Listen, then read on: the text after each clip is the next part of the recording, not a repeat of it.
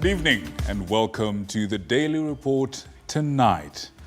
I'm here with Linda Alela. Karibu sana, Linda. How are you doing? I'm good. Asante. Karibu as well. Karibu. And we're here. It's the end of the day, but this is a day when Kenyans from all walks of life across the country are suffering. Suffering because of the crunch, the stalemate in the Kenyan health sector. What will it take to fix this? What will it take to get everyone on the table and for a deal to be banged out that satisfies everybody? That is a question, or rather those are the questions we're seeking to answer tonight. And we have some of those doctors and some of the other stakeholders in this conversation with us in the studio tonight for that conversation. The KMPDU strike began sometime on the 14th of March, 20 days after. Is still not getting better. What is even worse is that we have other unions then joining in. Just what does this mean to the persons who are seeking health, services, but of importance, what does it mean for us as a country? That's basically what we'll be discussing. And as Victor says, we have able guests tonight to help us unpack this, even as we seek to understand just how best can we broker a truce. We have so much lined up for you. Want us to touch? Our guests just wave to the camera. Can they be seen? Yes, they can be seen. Excellent, excellent. You probably saw some of them on the streets. It's good to see them looking very clean and well cut. Peter Wachira is always on the streets, but the good thing is that he was also here sometime, like an hour ago with Elizabeth Mutuku. It was quite an interesting and insightful conversation, but we just want to extend it some more so that, hopefully, the whole plan is to get them off the streets and back to the hospital. We certainly hope to do that, but first, the highlights. Tonight, tragic accidents claim the lives of 11 people in separate incidents in Chavakali and Makueni. He loved basketball and football, and he had a very bright future, unfortunately. The families of the victims send demands to the government for action and support. And the Kenya Medical Practitioners, Pharmacists and Dentists Union, KMPDU, convenes an assembly in Nairobi while staging demonstrations in Kisumu. The union says its members are ready to embark on a potential 200-day strike. We may go 200 days, as I've always said. And I say we may even go up to eternity until the time they feel like, no, we need to have these issues resolved. Inspector General of Police Japheth Koome describes the ongoing banditry in parts of the North Rift as terrorism and warns that the government will respond with decisive measures to address the threat. Hawa vijana wamepita kiwango cha kuitwa bandits. They are actually now terrorists.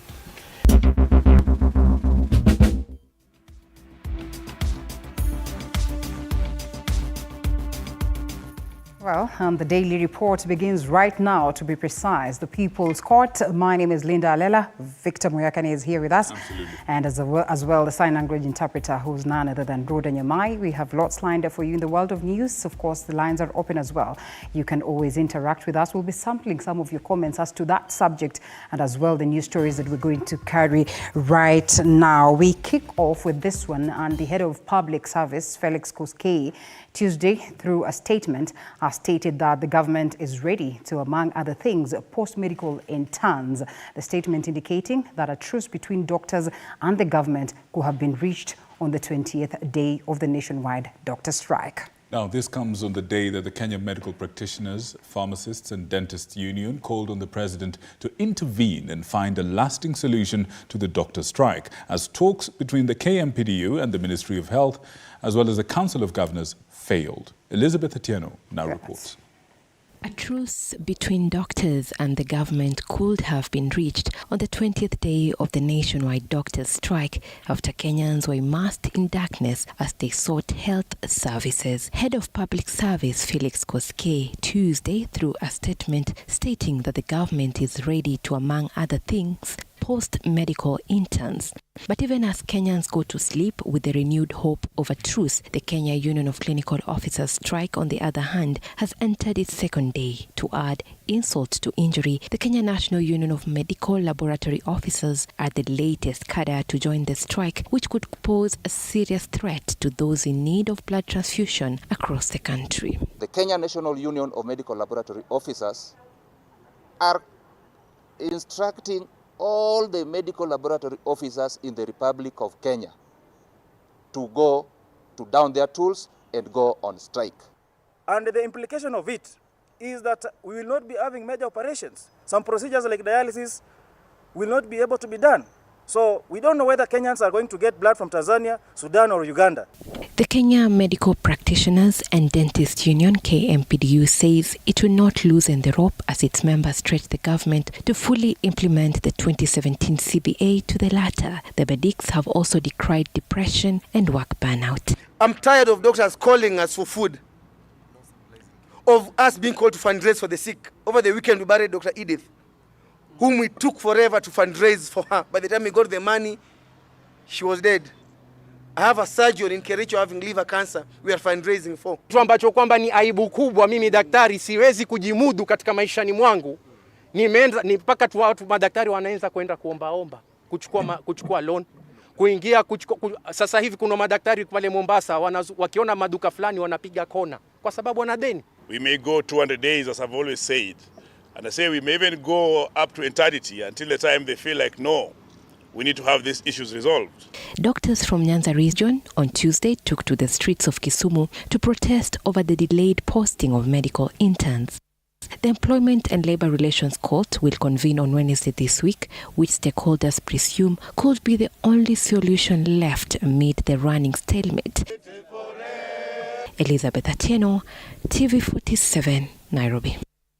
Well, still on that, with the doctor's strike ongoing, the consequences of the 20-day standoff are evident as patients visiting medical facilities find themselves waiting for hours without receiving attention, eventually leaving without being attended to. Now, this impact is widespread, affecting patients nationwide. And Reen Kilemi now reports on the dire situation in public hospitals following the prolonged doctor strike.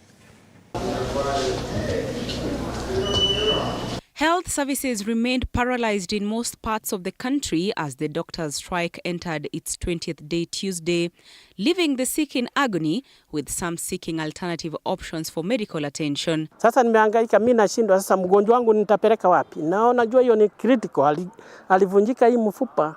Sasa sijui vile kunakaa. Tumekuwa watu wengi sana, madaktari si wengi vile siku zingine tunakujanga.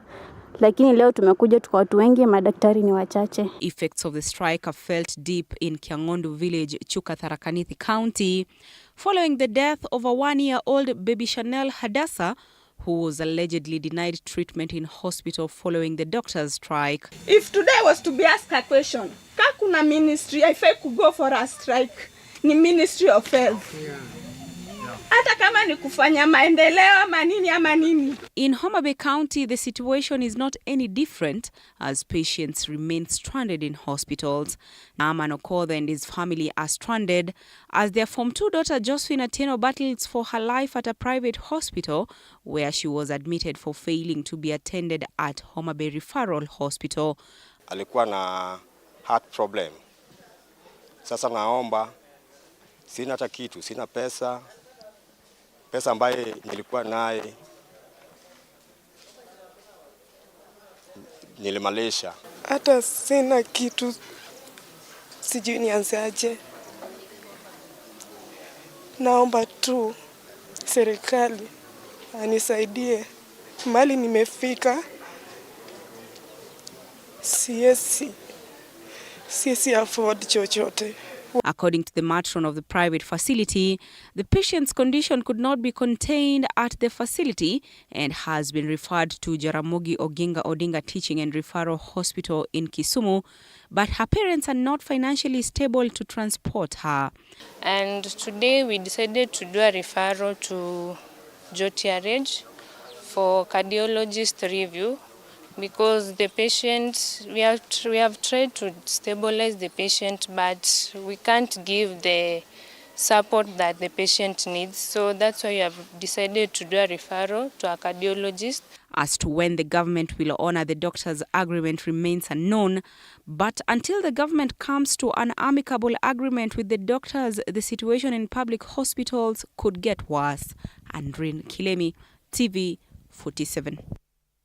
All right. Now, 10 people plus 1 have been confirmed dead following a road accident that involved 5 vehicles in the Salama area of Makueni County along the Mombasa-Nairobi highway. This is, of course, something that happened early this morning. And among those who lost their lives in the accident is a 9-year-old child who passed away while receiving treatment at Sultan Hamud Hospital, as Ruga Eval tells us. Nisikia tu pap, sikuelewa ni gari gani ndio imegongana, ni gari imegonga ingine. Sasa kuja kufika pale Salama, mimi nikashika tu line yangu, nikawa napanda polepole. Unajua yule ni mlima, huwezi panda mbio. Sasa wenye nilikuwa napanda, mimi nilisikia tu kitu. These are some of the survivors of the accident who are still receiving treatment at Makindo Hospital. As they recount what happened. Jamaa ka lose control. Na ikakuja ikanifuata mimi. So ikakuja mimi sasa venye nimeiona hivyo nikajaribu kuiepa, lakini speed yangu ilikuwa chini. Nilikuwa speed ya 10. So ilikuwa too late.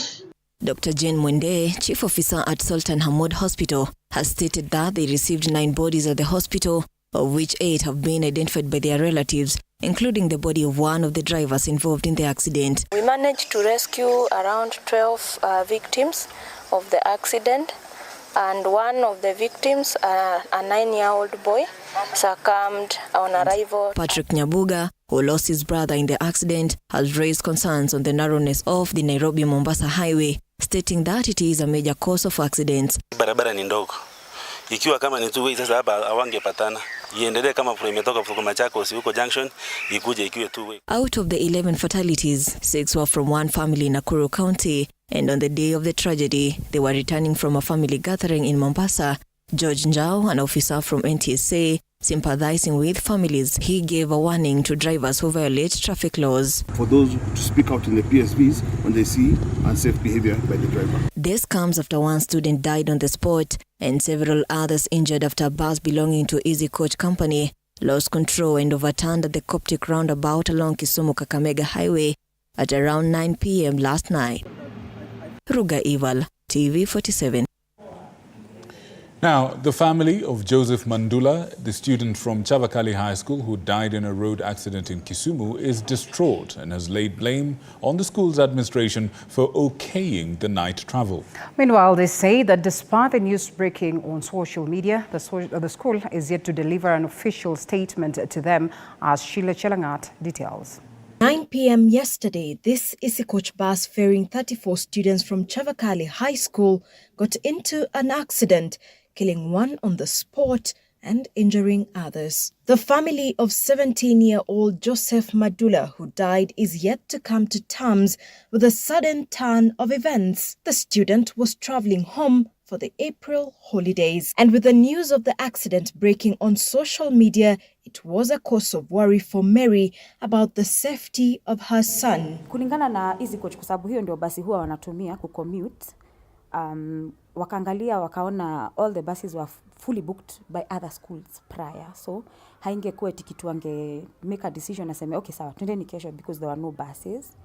Akaamua sasa wa travel usiku, na ni kitu ambacho hakijawahi fanyika kwa any midterm, any closing day haijaifanyika usiku. So wazazi wengine walikuwa sawa, wazazi wengine hawakuwa sawa. So I was worried why hawako natupatia option mimi mwenye staki ni nini nyingine naweza fanya. She says so far she is yet to receive official communication from the school administration about the incident. 5 a.m. kuna watu walikuwa wanasema basi imefika, my son is here, so nikaanza kusema hope. 6 a.m. 6:45 basi bado zinaingia, wazazi bado wanapokea watoto wao pale Easy Coach, na nikajiuliza kwani wangu afiki. During this period when they are dispatched to Nairobi, they are still in the hands of the school and the principal. That is why the only person that Mama Joe could call are the teachers. But nobody has communicated. Other students involved in the accident are receiving treatment at the Jaramogi Oginga Odinga Referral Hospital. Sheila Chelangat for TV 47. Well, that's unfortunate, but all the same, leaders from the North Rift are now asking the government to ensure the financiers of banditry in the region are apprehended and charged in order to reduce the high number of banditry cases in the region. And as Vera Albata tells us, the Inspector General of Police, Japhet Kome, has said that the government will apprehend perpetrators and ensure peace is restored in the North Rift. The incessant banditry attacks have gotten the government to change tack, with Inspector General of Police Japhet Kome now labeling the cases as terrorism, assuring that the government will deal with them ruthlessly. Ni Wakenya wenzetu, lakini ule mwelekeo wanachukua hatuwezi ruhusu. He adds that peace must reign while issuing a strong warning to financiers and perpetrators, saying they will not terrorize residents anymore. Mpaka tutumie vifaa zile zote tumepewa na wananchi. Zile vifaa zote tumenunuliwa na wananchi kupambana na hawa. This comes as governors from the troubled Kerio Valley region now promising to join in the war against banditry. The three, Wesley Rotich of Elgeyo Marakwet, Simon Kachapin of West Pokot and Benjamin Chiboy of Baringo, want the government to step in and assist in apprehending banditry financiers. Anyone who is funding or doing the actual stealing, you are all murderers. And we don't care what the government will do to any of them. We have said a criminal is a criminal. They say they have the names of suspects who allegedly fund the bandits or provide them with ammunition to carry out their heinous deeds. Unless we disarm the criminals, and we want to urge the national government that we have provided the intelligence security agents the names of the criminals who are terrorizing our people. They also say they have put in measures to ensure cattle thieves are arrested by ensuring cattle are easily identifiable by specially marking them. Saying we are branding all the animals, especially within the region, and the brand shall identify the county, the sub-county, and the ward, and the owner. Over the last 3 months alone, 17 lives have been lost in the North Rift and are all related to banditry attacks. Vera Alberta, TV47. Well, it's been a series of sad stories. Right. The next one is equally sad. Is equally goodness. It's equally a sad one. Well, there has been a trend that has cropped up in the recent weeks in the country. Yes, this is a trend involving two separate incidents involving the police that happened on Monday, including a police officer shot with an arrow used during a raid on illicit liquor, and another police officer elsewhere who was also killed during an illicit alcohol raid 2 weeks earlier in Rarieda, I believe. Yeah. And of course, our reporter, Kisewa Emery, asks just why are Kenyans turning rogue on police officers? Yes, indeed. While many Kenyans were reveling to celebrate the resurrection of Jesus Christ yesterday, angry residents of Githabai in Kinangop, Nyandarua County broke into a police station cell where a suspected livestock thief was locked, beating him to death. Bubbling with anger and calling for justice after incidents of insecurity in the area increased greatly, residents in the area claim that they distrust the capability of police in dealing with the issue, further claiming that some officers could be complicit. The police have, however, denied the claims vehemently. Ile kitu yenye ilitustua sana ni kusemekana ati ni gari ya askari ya maaskari huwa inabeba hizo ng'ombe. Kuna magari za area yenye imetuzingira kama kwa haraka Jabini, hizo gari hutoka huko. Ndio zinasemekana zinakuja zinabeba ng'ombe. Sasa tunashindwa kama askari ndio wanafaa watulinde na wao ndio wanatuibia. Si eti tukae tu bila maaskari. Ile kitu ametaja pale kusema gari ya polisi ina chukua ng'ombe, mimi naweza sema sio ukweli, sababu gari za polisi ikifika saa 3 saa 4 ni lazima sote stoke nje patrol. Yesterday, in a daring operation targeting a notorious liquor den in Gachororo, Juja, the OCS John Misoi found himself at the receiving end of violence when he was struck by an arrow. The Deputy President, Rigathi Gachagua, visited the injured police officer while emphasizing the importance of fighting against illicit brew. I want to say that these criminals can run, but they will not hide. 2 suspects have already been arrested and they have been arraigned in court. And the prosecutors have successfully been allowed to detain them for further investigations. And they will be charged with appropriate offenses, including attempted murder and other serious offenses. These are just 2 examples of a worrying trend in the country. On March 14th, a police officer was stoned to death in Rarieda while following up on a tip over an illicit alcohol dealer. So the question is, why are Kenyans fighting those who are meant to protect them? And is this a sign of a fed-up nation, one with nothing to lose? Kisewa Emory, TV47. Interesting questions there, but as we try to answer that, tonight the ruling UDA party has made changes to the party's National Elections Board ahead of the party's grassroots elections, staggered in 4 phases starting this month. Well, UDA's National Steering Committee, chaired by President William Ruto, appointed Kenya Revenue Authority Chairperson, that is Anthony Mwaura, as the chair of the National Elections Board, while Kenya Power Board Chairperson, that is Joy Medivo, will head the party's Electoral Dispute Resolutions Committee. And as Apollo Kamau reports, the much-anticipated Kenya Kwanza merger and logistics delayed the poll initially scheduled for December of last year. A meeting of the UDA Party National Steering Committee, chaired by President William Ruto, set the stage for UDA's first grassroots elections, amid questions on whether the anticipated merger to form a mega political outfit ahead of President Ruto's 2027 re-election will materialize. In the new changes, the party appointed Kenya Revenue Authority Chairman Anthony Mwaura as the chair of the National Elections Board, a vote of confidence for Mwaura, who oversaw the party's primaries ahead of the 2022 general election. Mwaura will be deputized by Veronica Kiberenge. Also appointed was Kenya Power and Lighting Board Chair Joy Medivo, who will head Electoral Disputes Resolutions Committee. Medivo will be deputized by Dr. Adrian Kamotho. Narok Woman Representative Rebecca Tonikei will chair the Internal Dispute Resolution Committee, among other members. In the new election schedule, the first phase of the elections will take place on the 26th of April, the second phase on the 22nd of June, the third phase on the 10th of August, and the fourth and final phase of the exercise on the 24th of August. Good morning, ladies and gentlemen. The party's delay to hold the polls, initially scheduled for December last year and this month, was due to the much-anticipated merger and the logistical nightmare of holding the poll on a single day.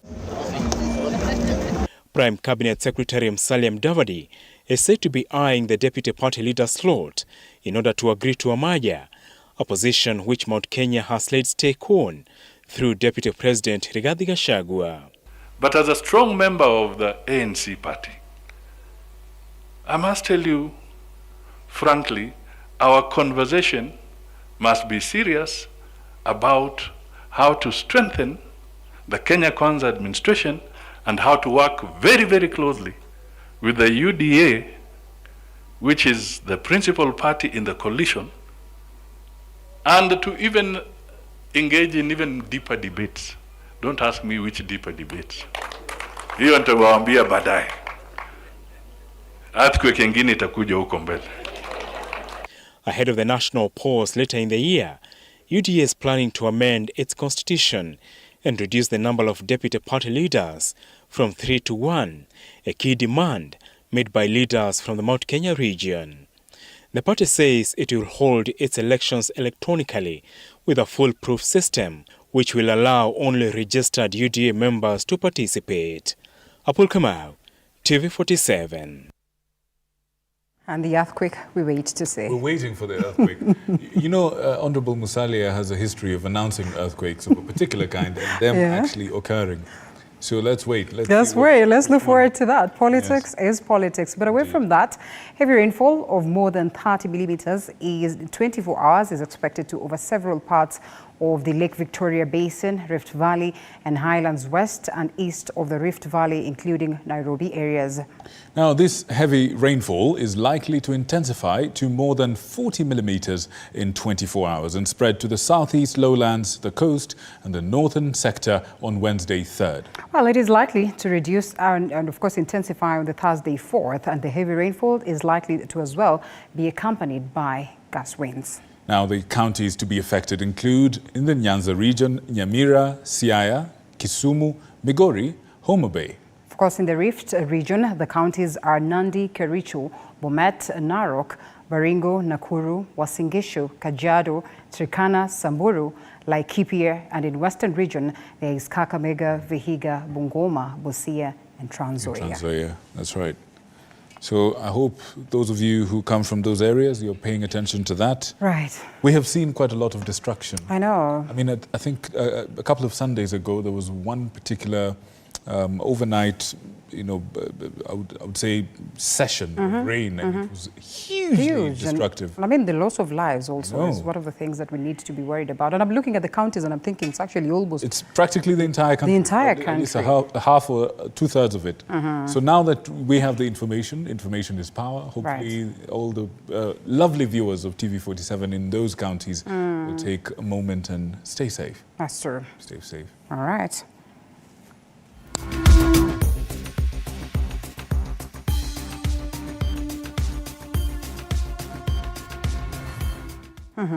We said we were hoping to have a little bit more good news today. It doesn't look like it, though. Doesn't look like it at all. Look at this one. Police have launched investigation into in Bumula village after head teacher of Lunao Primary School was murdered by unknown people last night in Bumula constituency in Bungoma County. Yes, according to family members, Fred Lunani was killed due to a family dispute that he had had for a long time after marrying a second wife. Well, the wife, who is suspected of committing the brutality, is currently detained at the Bumula police station while DCI are carrying on the investigations. And on the other hand, NAT has asked the security unit to conduct the investigations as soon as possible and take the legal action against the suspects. Absolutely. Kifo cha mume wangu ambaye nimempata amefungwa kwa kamba mikono na miguu kama mwizi, ni head teacher mzima. Let us rest in peace. Na kwa kweli hapo nyuma migogoro imekuwa, si uongo. Is my real cousin. Na kwa kweli complaints imekuwa. Hata mara kadhaa nimekuja katika mji huu nikijaribu kuwashauri, lakini kusema ukweli ni uchungu kwetu sisi. Kwa hivyo ni ombi letu, kwa sababu serikali imeanza uchunguzi. Tafadhali tunaomba wale walitekeleza huu haini, hiki kifo cha ndugu yetu, tafadhali waweke wazi. Tuko na huzuni mwingi, tunaomba tu serikali tusaidie, kwa sababu huyu mwanamke vile walioa mke mwenza wake alianza kukonfina na ndugu yangu huyu. Tulikuwa naye kwa matanga ndugu yangu alikufa. Akaniambia sasa nyinyi wa mama ndio mko mnasumbua sana. Na nimesikia ndugu yangu amekufa, niko na huzuni mwingi sana. Mtuombee kama kanisa na serikali tusaidie tuchue watu ambao walimuua. Mmeita kwa nyumbani, mkimbia mbio. Mmekuja hapa kuangalia. Msimuoni. Sijui watu kani wameua mtoto wangu. Sisi Nelia mtoto wangu, nani mwenyewe ameua. It's unfortunate when people cannot solve their problems and have to resort to violence to do that. Yes. No. Linda, please don't go there. Linda is saying we should all stick to one wife. I mean, sure, indeed, we should do that. If you can, do that. Let's take a short break. On that note, we'll be right back with more after this break. Please don't go away.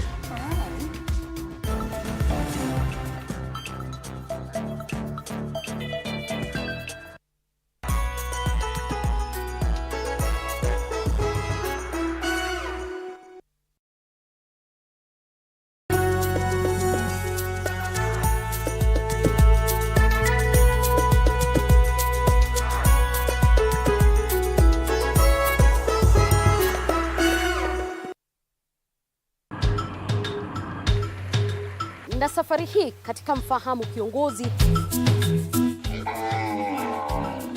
tutakuletea viongozi aina mbalimbali. Nikuwe na Nisani kama 10 na pia nikuwe menua minibus. Minibus nikoniwa. Kushinda unaangalia simu ya mzee. Soma Biblia ama ingia kwa washroom ujisugue mpaka nimetoa hivi. I don't know whether any of my children would want to get into the political field. Sijajua bado. Kila Alhamisi saa 1:30 kuendelea.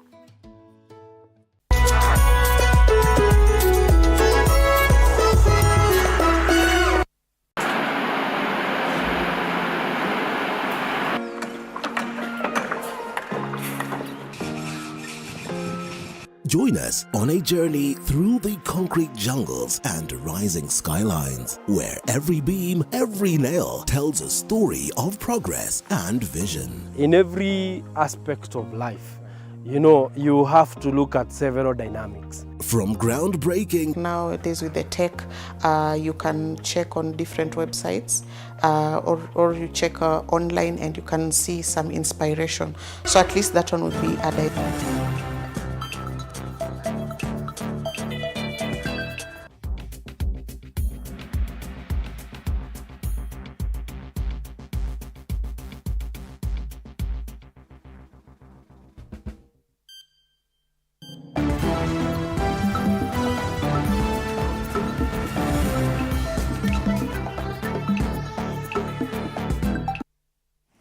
Right, welcome back, and it's time to get some sporting action.